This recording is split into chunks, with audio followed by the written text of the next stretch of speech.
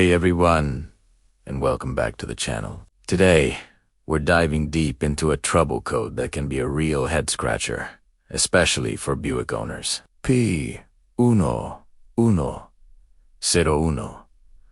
Now, you might have seen this code defined as intake airflow system performance. But here's the thing, on many modern Buicks, especially those with turbocharged engines, this code has a very specific meaning that's a bit different from the generic definition. It's often pointing directly at your mass airflow sensor, or EMIV sensor. So, if your check engine light is on and you've pulled a P1101, stick around. We're going to break down what this code really means, what causes it, and how you can fix it yourself, saving you a trip to the dealership.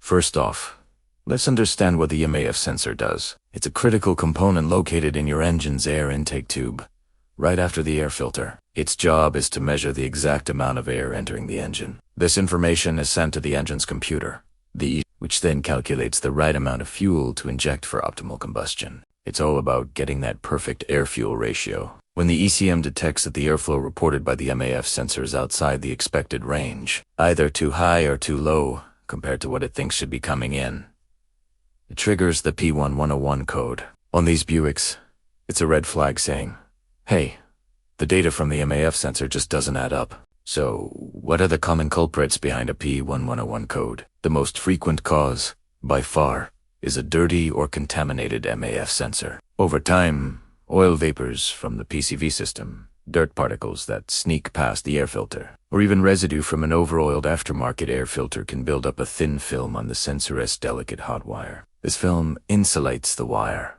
causing it to misread the airflow. The engine computer sees this incorrect reading and flags the P1101 code. You might also notice symptoms like rough idling, poor acceleration, a drop in fuel economy, or even stalling. The engine is essentially running on bad information. Another common cause, especially with turbocharged models, is an air leak somewhere in the intake system after the EMIV sensor. Think about it.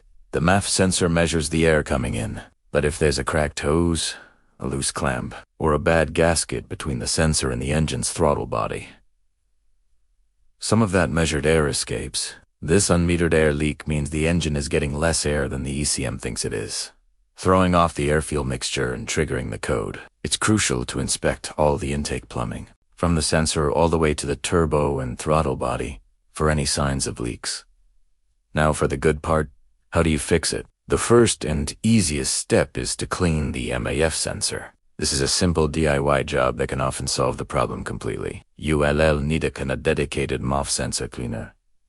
Do not use brake cleaner or carburetor cleaner, as they are too harsh and will destroy the sensor. With the engine off and cool, disconnect the battery. Then, carefully unplug the sensor's electrical connector and remove the sensor from the intake tube, which is usually held in by a couple of screws. Hold the sensor by its plastic housing and generously spray the cleaner onto the delicate wires and electronic components inside. Let it air dry completely for at least 15 to 20 minutes before reinstalling it.